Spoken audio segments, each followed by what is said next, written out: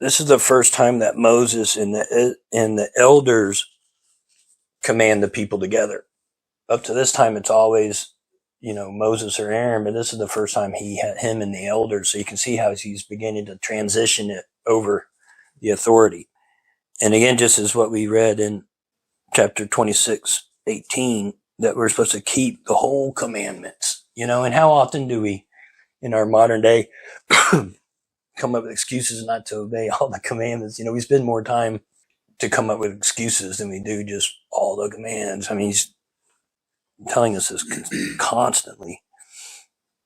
And also the idea of these large stones and plaster, this was like a common thing that was even done in Egypt, but it was a way for them to inscribe things so that any common person had access to this information. They're literally writing Deuteronomy down for all people to be able to read, to make it common for all people to read, to continue to learn and be reminded of these lessons.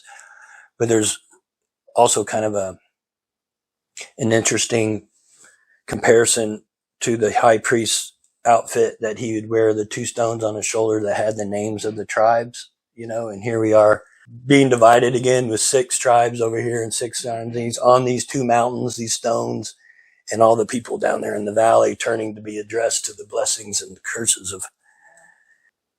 And again, even though we're about to read these curses, it's just a different way of saying the same language. It's just almost, he's giving it kind of a negative connotation, but it's the same message as before. He's basically breaking down most of the 10 Commandments again, but he's doing it in a different way. And I think curses are kind of almost make it more personal, because it's, again, that covenant that we had it's a mutual covenant where you have to decide to follow the ways of God or not. And then here it's being it's the same things we're not supposed to do, but in a lot of ways in the past he was saying, you will be blessed if you do this. And he's saying the exact same thing. Now you're going to be cursed if you do this, But it's not anything new. It's just a new way of explaining it. And Moses has been repeating himself in so many different ways, the same story or the same message in so many different ways. And it's just another repetition. But we can see verse 15, the curse is a man who makes a carved image. I mean, that's the first commandment, and then to honor your mother and father. That's, of course, the commandment. And then the others basically on how we're supposed to treat our neighbors, not to steal and these are all basically the 10 Commandments again. And then it's interesting that he's got to put, what is it? There are 4 of them there again on sexual perversion, and we see it even in our modern day today, how much, we were talking about that last week as well, just how much sexual perversion is going on in the society around us. And even back then, because of the cultures they were coming out of, it was a common thing, just as we're reading in Timothy in Ephesus, that was a common thing that the pagans did.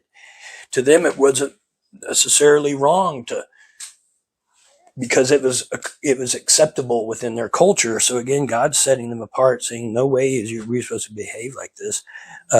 Man and woman were made to be a couple, and anything confusing that isn't from God. That's not what his original plan was. But also, even the idea of, why is he always bringing up, bestiality? And that seems really bizarre to us, even though it does go on in the world today in other cultures. But if you think about in the past, how much mythology there was where a man would be half horse or half human. And, it was a common thing of the pagan culture. And it was such an abomination that God has to keep bringing it up. And we know, again, a lot of the pagan rituals and customs had to do with a lot of fertility rites and all of that kind of stuff. So it goes back to Ishtar and Diana and even in Ephesus where we're studying with Timothy. And they're worshiping, the female goddess and fertility and the perversion of that. And again, we see it all today. It's even the unfortunate with Charlie Kirk. Did y'all realize the bullet that hit him, what he had engraved on that thing, a bunch of stuff, was referring to a meme about sexual perversion, and it was interesting that the last words out of his mouth was talking about the transsexual violence. Boom. Last words out of his mouth. This is a real thing, you know. I think as our American Judeo-Christian culture, we've removed that from our society so well centuries ago that now that there's a void, all this stuff is creeping back in within a generation or two. And we know that within a generation, freedom can go away, right? And it is. That's why it's happening so fast. And with technology today, it only amplifies it even further. But verse 26, again, it's almost a personal oath, and it summarizes everything. Cursed is anyone who does not conform to the words of this law by doing them, and all the people shall say amen. So again, it's a personal oath that we choose to conform to the words of this law. That is part of that's our deal. That's our side of the deal of the covenant. And that's how he summarizes. It's like it's all summed up again in verse 26, just like what we read in 16 through 19. He summed it all up right there too.